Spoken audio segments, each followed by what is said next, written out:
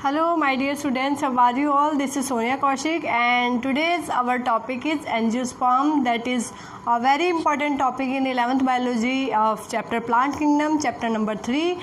So let's discuss. We have already discussed bryophytes, pteridophytes and gymnosperms. So let's discuss most developed types of plants that are angiosperms. Students, these angiosperms are basically flowering plants. Alright, and if we talk about the term, that is it made up of two terms, angio and sperm.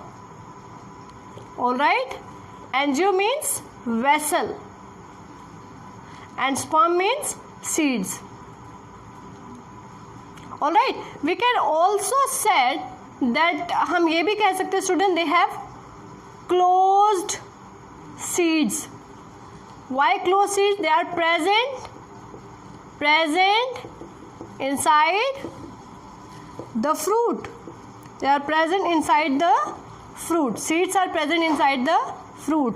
So, and a very important thing, that sporophylls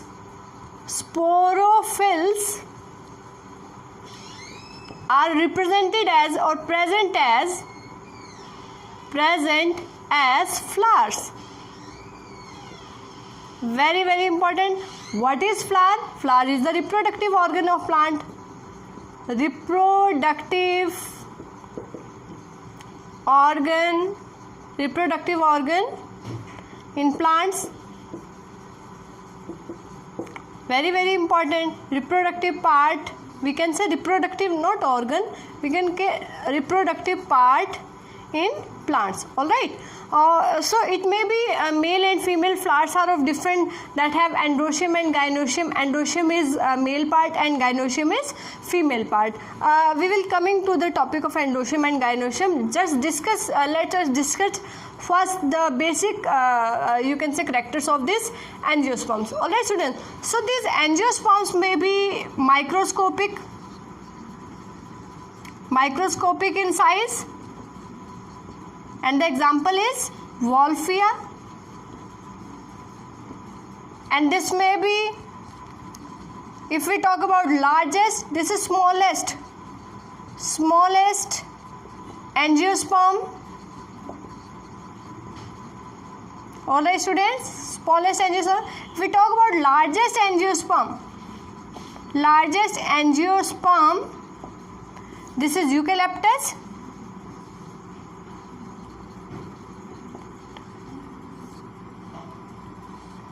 Very important, this is Eucalyptus. It will undergo up to 200 meters. Very, very important. Alright students. So this may be microscopic in size. This may be large in size. Now if we talk about vascular bundles,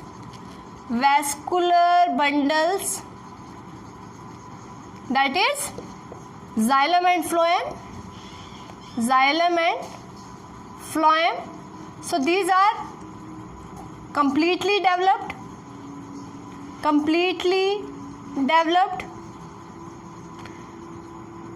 Alright students, हमने gymnosperms में किया था that they don't have vessels. उनके पास vessels absent है gymnosperms में, जहाँ naked seeds होते हैं. लेकिन एंजियोस्पर्म्स के अंदर vessels, tracheids, xylem parenchyma and xylem sclerenchyma, all 4 types of cells are present in case of xylem. और phloem की बात करें तो gymnosperms में we have done कि gymnosperms do not have that sieve tubes and companion cells, but here in case of angiosperm, sieve tubes and companion cells are also present in phloem. So this xylem, you all know, it helps in transport of water and minerals, and this phloem helps in transport of dissolved food substances, that is also called translocation. Alright students, so this is all about the basic characters of angiosperms. If we talk about types of angiosperm, so this is basically of 2 types. Very, very important students. They may be regarded as dicotyledons, and they may be of monocotyledons. All right, देखिए, as the name suggests, it have single cotyledon, and if we talk about monocots, it have two cotyledons, Di means two cotyledons, mono means single, so it have single cotyledon. Alright dear students, so इसमें single cotyledon होगा, इसमें 2 number आप example ले सकते हैं, जैसे इसके अंदर आप ले सकते हैं पी, ग्राम, बीन, ठीक है, ये सब एग्जाम्पल ले सकते हैं। मोनोकोट्स की अगर बात करें so you can take example of maize का आप एग्जाम्पल ले सकते हैं, वीट का ले सकते हैं, ठीक है स्टूडेंट। और इसके अंदर अगर हम और बात करें तो आप इसमें मस्टर्ड का एग्जाम्पल ले सकते हैं, मस्टर्ड, कैस्टर सीड, ठीक है। और इसके अंदर अगर हम बात करें पैडी या राइस की भी आप बात कर सकते हैं। मोनोकोट्स में banana also come in monocots, so there are different examples that come in monocots and dicots. Now there are some other basic difference between monocots and dicots is that in case of monocots tap roots are common, tap roots, alright students, in dicots tap roots are common. In case of monocot they have fibrous roots, alright, fibrous root यानी कि hairy root रहती है student, hairy roots, ठीक है। जैसे grasses में अगर आपने देखा हो, if you put out a grass plant तो उसमें थ्रेड लाइक बिल्कुल जो है हल्की फुल्की सी रूट्स आपको नजर आएंगी, and you can easily you can say pull out the grass, so that is also monocot, so that type of fibrous roots are present. In case of dicot they have tap roots, one main root is there and then root hairs are present, as you can say other external hairs you can say on that helps in water absorption. Water absorption is active absorption, very very important, that takes energy for absorption, ठीक है students. Now if we talk about leaves, क्या leaves को देखकर भी कोई difference पता लगता है स्टूडेंट डाइकोट एंड मोनोकोट में? सो यस, मोनोकोट में अगर हम बात करें so they have parallel venation. Leaves में जो वेन्स का अरेंजमेंट रहेगा वो कैसा रहेगा स्टूडेंट्स? पैरेलल वेनेशन रहती है मोनोकोट्स के अंदर, ठीक है. You can also see this in sugar cane, maize, sugar केन या मेज की लीव्स में आप देख सकते हैं. डाइकोट की अगर हम बात करें student, they have reticulate venation, very very important. So you can easily differentiate if you see the leaves of plant that have reticulate venation, that is dicot. If you had parallel venation, so this is monocot. So basically it have two cotyledon and it have a single cotyledon. What are cotyledons students? Do you know what are cotyledons? Very very important. These are future leaves, very very important. Future leaves को हम क्या कहते हैं students? Cotyledon कहते हैं. And you all know that endosperm is there that helps in providing nutrition. आज हम बात करते हैं एंडोस्पर्म कैसे बनता है, that have reserve food in case of plants. So these are some basic characters of angiosperms of flowering plant students, ठीक है. If we talk about the life cycle को भी हम डिस्कस करेंगे student. They have diplontic life cycle कैसा रहेगा? जितने भी हायर प्लांट्स हैं, जिम्नोस्पर्म्स हैं, एंजियोस्पर्म है, they have diplontic type of life cycle. Diplontic type की लाइफ साइकिल रहती है स्टूडेंट्स. मतलब इसमें स्पोरोफाइटिक फेज जो है मेन होता है. डोमिनेंट फेज कौन सा रहता है इसमें? Dominant phase is sporophyte phase इसमें मेन रहता है student. That is diploid in nature two N. Alright, so let's discuss what type of structure in flower they have, what is male and female part in flower. Students, if we talk about flower is a reproductive organ in plants, ठीक है, reproductive organ है. अब कई बार ऐसा होता है कि male and female जो पार्ट होता है that is present in same flower, वो सेम फ्लावर के अंदर भी हो सकता है, ठीक है. उस कंडीशन को हम क्या कंडीशन कहेंगे? मोनोशियस कंडीशन कह सकते हैं, जिसमें मेल एंड फीमेल पार्ट जो है सेम फ्लावर के अंदर प्रेजेंट होंगे. And we called at dioecious condition कह सकते हैं अगर male and female flower different है, यानी कि male and female part are present on different flower, ठीक है स्टूडेंट. सो अभी हम बात करेंगे कि फ्लावर के अंदर अगर हम स्ट्रक्चर की बात करें, किसकी बात करें हम? स्ट्रक्चर ऑफ फ्लावर की बात कर रहे हैं. That is the reproductive organ of a plant, ठीक है. फ्लावर की अगर हम स्ट्रक्चर की बात करें स्टूडेंट, ठीक है. सो देखिए, these are petals that are also called corolla. And if we talk about this is the female part. ये कैसा पार्ट है स्टूडेंट्स? फीमेल पार्ट है. These are the male parts.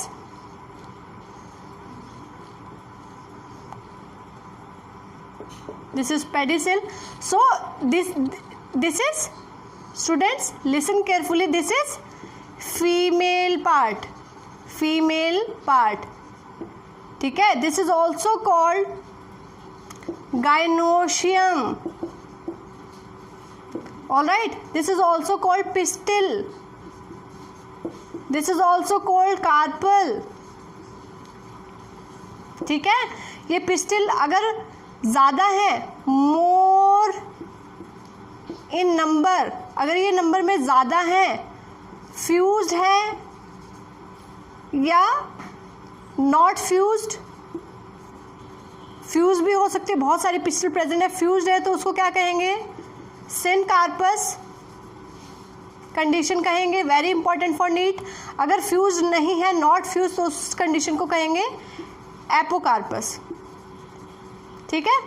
Apocarpous condition आप मार्शियला के अंदर देख सकते हैं. Syncarpous condition you can see in case of Poppy plant. ठीक है. पॉपी प्लांट के अंदर आप इसको देख सकते हैं. That also helps in you can say that secondary metabolite उससे जो है मिलते हैं. That is very very important. So syncarpous condition you can see in, ठीक है, poppy plant. So this is if we talk about specifically, so this is stigma, this is style, and this part, student, this swollen part is called ovary. So how many parts are there in female part? 1, 2 and 3.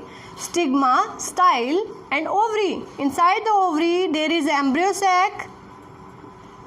This is embryo sac. All right. These are integuments. इनको क्या कहेंगे, integuments. अभी इसको हम अलग से discuss करेंगे structure को. ठीक है. ये स्टिग्मा, स्टाइल एंड ओवरी. ये है students male part. Male part इसको हम कहेंगे. And it is also called androecium. इसको एंड्रोशियम भी कहा जाता है. Very important. And this is also called student, इसको और क्या कहते हैं, स्टेमन भी हम कह सकते हैं. स्टेमन पार्ट की अगर बात करें तो ये वाला पार्ट इसमें एंथर है, जिसके अंदर मेल गैमेट्स बनेंगे, पॉलन ग्रेन. और इस पार्ट को क्या कहा जाता है, फिलामेंट. तो एंथर और फिलामेंट दोनों मिला के क्या कहलाते हैं student, स्टेमन. And that is also called androecium. Alright. तो अब बात करते हैं मेल और फीमेल पार्ट की. देखिए, यानी कि ये है बाइलोब्ड एंथर और ये है फिलामेंट. और स्टिग्मा, स्टाइल एंड ओवरी. देखिए students, These are essential parts of flower and these are accessory part. अगर हम बात करें यहाँ लीफ जैसे structure, green that are not leaves but green leaf like structure are present, that are called sepals. ये sepals हैं. ठीक है. इसको हम कोरोला कहते हैं, Corolla. This is also called petals. So all these are accessory parts and a main part is male and female part. They may be present in same flower in case of monoecious condition. They may be present in different flower in dioecious condition. Alright students. So look at here. This is male part and this is female part. Alright. That are also called gynoecium. And this is called androecium. ठीक है students. जैसे humans के अंदर, females के अंदर ovaries हैं and mails के अंदर टेस्टिस हैं, गोनेड्स हैं, जहाँ गैमीट्स बनते हैं. सिमिलरली प्लांट्स के अंदर एंड्रोशियम एंड गाइनोशियम है. स्टूडेंट्स, ये हमारा पार्ट, ये पार्ट रहेगा एंथर. अभी अभी हमने बात की एंथर. और ये क्या है, फिलामेंट. एंड इस पूरे स्ट्रक्चर को हमने कह दिया स्टेमन. ये हमने बात की थी, क्या है ये, stigma, style and this is ovary. अब देखिए स्टूडेंट्स, यहाँ देखिए अंदर क्या है, एम्ब्रियो सैक. एम्ब्रियो सैक है अंदर. These are integuments. बाहर है तो एक्सटर्नल इंटेगुमेंट, अंदर है तो इनर इंटेगुमेंट. तो आप यहाँ देख लीजिए इंटेगुमेंट्स. आगे का स्ट्रक्चर बड़ा ही ध्यान से देखिए स्टूडेंट, इंटेगुमेंट्स. ठीक है. इसके अंदर क्या बनते हैं, पॉलन ग्रेन्स. क्या बनते हैं student, male gametes, pollen grains. ठीक है. And the process is called microsporogenesis. क्योंकि पॉलन ग्रेन्स को स्टूडेंट माइक्रोस्पोर भी कहा जाता है, माइक्रोस्पोर भी कहा जाता है. These are also called tube cell because they helps in germination of pollen tube. तो tube cell, तो इनकी बनने की प्रोसेस, फॉर्मेशन एंड डेवलपमेंट की प्रोसेस को क्या बोलते हैं स्टूडेंट्स? That is microsporogenesis. तो जब एंथर मैच्योर हो जाता है student, it's will split out, ये स्प्लिट हो जाता है और पॉलन ग्रेन्स बाहर आ जाते हैं. That pollen grains also causes allergy, उसको हे फीवर कहते हैं स्टूडेंट्स. कुछ प्लांट्स के पॉलन ग्रेन जैसे पार्थेनियम, कैरेट ग्रास है, तो कई बार वो एलर्जी भी कॉज करते हैं. एस्थेमिक पेशेंट है जिनका रेस्पिरेटरी सिस्टम थोड़ा सा वीक है, एलर्जी जिनको जल्दी हो जाती है. ठीक है. सल्फर शावर, अगर हम जिम्नोस्पर्म्स की बात करें तो उनके पॉलन ग्रेन्स बड़े ही you can say light weighted and winged pollen grains होते हैं, पाउडरी इन नेचर. तो येलो कलर का एक सल्फर शावर उसको कहा जाता है स्टूडेंट. ठीक है. तो देखिए यहाँ पर जब एंथर मैच्योर हुआ, डायसेंस ऑफ एंथर यानी कि वो स्प्लिट होगा उसकी वॉल्स और पॉलन ग्रेन्स बाहर आ जाएंगे. नेक्स्ट स्टेप क्या है स्टूडेंट्स? देखिए रिप्रोडक्शन में, प्लांट्स की सेक्सुअल रिप्रोडक्शन की हम बात करें, the male gamete transfer to stigma. Stigma पर पहुँचेंगे. इस प्रोसेस को क्या कहेंगे? पॉलिनेशन. क्या है students pollination? It is the process of transferring the pollen grains from anther to stigma. Anther से स्टिग्मा तक पहुंचने की प्रोसेस को पॉलिनेशन कहा जाता है. अब अगर ये एयर के थ्रू हो रही है तो इसको एनिमोफिली कहेंगे. वाटर के थ्रू अगर ये ट्रांसफ़र हो रहा है जैसे ब्रायोफाइट्स और टेरिडोफाइट्स के अंदर, तो उसको हम हाइड्रोफिली कहेंगे. इंसेक्ट के थ्रू हो रहा है एंटीमोफिली कहेंगे. तो there are different terms use for that pollination. ठीक है स्टूडेंट्स. तो यहाँ पॉलिनेशन हो गया. ठीक है. सारे गैमेट्स कहाँ आ गए? पॉलन ग्रेन्स कहाँ आ जाएंगे? स्टिग्मा पर. ठीक है. अगर ये जेनेटिकली कंपैटिबल है, कंपैटिबल यानी कि अगर ये सेम स्पीशीज़ के हैं या अगर एंथर और स्टिग्मा दोनों सेम टाइम पे मैच्योर हुए, अगर सेम फ्लावर की अगर हम बात करें, सिंक्रोनस कंडीशन कहते हैं जब एक साथ ही मैच्योर होंगे, तो पॉलन ग्रेन्स कहाँ आ गए स्टूडेंट? स्टिग्मा पे आ गए. अब ये जर्मिनेट करेंगे. जर्मिनेट करेंगे तो क्या बनाएंगे? Pollen tube. Very important. क्या बनाएंगे? Pollen tube. इस पॉलन ट्यूब के अंदर क्या होगा students? It have two male gametes, क्योंकि जो पॉलन ग्रेन है स्टूडेंट्स इसकी 2 सेल स्टेज रहती है. ऊपर वाली सेल को हम क्या कहते हैं? Vegetative cell. एंड नीचे वाली सेल को क्या कहते हैं? Generative cell. तो जनरेटिव सेल में एक और डिवीजन होगा, माइटोसिस. तो ये 2 सेल बनेंगे and these 2 cells will act as gametes. तो मेल पॉलन ट्यूब के अंदर कितने गैमेट्स हैं? 2 male gametes. Note it down. 2 male gametes. ये वो गैमेट्स है students that helps in formed due to help of this mitosis in the generative cell. ठीक है. ये कंपटीशन नीट के लिए क्वेश्चन आ गया यहाँ से. तो 2 मेल गैमेट्स है और ये पॉलन ट्यूब एंटर हो जाती है स्टूडेंट्स यहाँ से इधर. इस एंड को, ऊपर वाले एंड को कहते हैं चैलेजल एंड. Chalazal and. और नीचे वाले एंड को क्या कहते हैं स्टूडेंट? Micropylar and. ध्यान से समझिएगा, माइक्रोपाइलर एंड कहते हैं. तो अभी आपको समझ आ गया बेसिक्स का स्ट्रक्चर, मेल एंड फीमेल का स्ट्रक्चर समझ आ गया, एंड्रोशियम एंड गायनोशियम का स्टूडेंट्स. ठीक है. ये क्या है? एम्ब्रियो सैक है. ये क्या है? इंटेगुमेंट्स. Alright students. अब देखिए, अब अंदर का स्ट्रक्चर देखिए. ऊपर की तरफ चैलेजल एंड की तरफ 3 cells are there that are called antipodal cells. Alright students. Chalazal end have 3 cells that are antipodal cell. In center there is a secondary polar nuclei. This is called central cell. Student, this is regarded as one cell. Once it is regarded as one cell but having 2 nucleus. Okay, so this is secondary polar nuclei. At the micropylar end there are 2 cells present on lateral side and 1 cell is present in the middle. These lateral cells are called synergids. How many synergids are there? 2. And one in center there is egg cell. How many egg cell is there? 1. This egg cell is female gamete, haploid in nature. Pollen grains haploid in nature. तो देखिए students क्या होगा. अब आगे की process बड़ी ही important है. Listen it carefully. NEET के लिए क्वेश्चन बताती हूँ. इन द लोअर साइड यहाँ पर स्टूडेंट फिंगर लाइक स्ट्रक्चर्स भी प्रेजेंट है, that are called filiform apparatus, synergids के पास है filiform apparatus. Filiform apparatus and synergids are regarded as they guide the pollen tube entry at the mycopylar end. ठीक है, ताकि मेल गैमेट जो है इजीली एग के पास जो है पहुंच जाए. तो नीचे माइकोपाइलर एंड पे 2 सिनर्जिड और 1 एग सेल है students. Important question for NEET, note it down. इसको कहते हैं egg apparatus. This is called egg apparatus. ये पूछा जाता है how many synergids are present, 2 egg cell. देखिए यहाँ पर जो प्रोसेस के लिए मेन है स्टूडेंट, ये एंटीपोडल सेल्स भी बाद में क्या हो जाएंगी, डीजनरेट हो जाएंगी फर्टिलाइजेशन के बाद. एंड सिनर्जिड भी क्या हो जाएंगी बाद में, डीजनरेट. ध्यान रखेंगे डीजनरेट. तो यहाँ मेन काम किसका है, एग सेल, वेरी इंपॉर्टेंट, और सेंट्रल पोलर न्यूक्लियाई या सेकेंडरी पोलर न्यूक्लियाई या central cell, these are important part. तो देखिए फर्टिलाइजेशन किस तरीके से प्लांट्स में होती है स्टूडेंट, देखिए very important. How many total gametes are there, 2.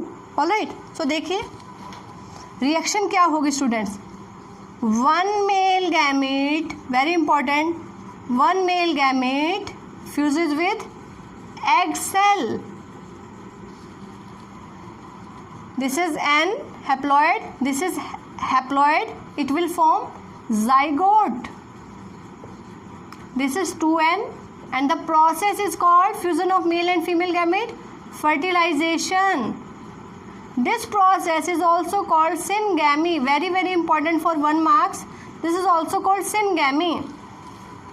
This is first reaction. Second reaction में देखिए students, second male gamete that is again haploid reacts with secondary polar nuclei. किसके साथ फ्यूज करेगा, secondary polar nuclei, and this reaction will result in PEN. यहाँ से क्या बन जाएगा, primary endosperm nucleus.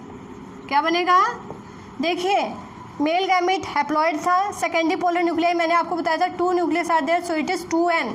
So the PEN primary endosperm nucleus, this is having 3n. ठीक है, and further it will give rise to endosperm. क्या बनाएगा, very important, endosperm, very important. 3n nature का है तो इसको क्या कहेंगे, triploid in nature, triploid endosperm बनेगा.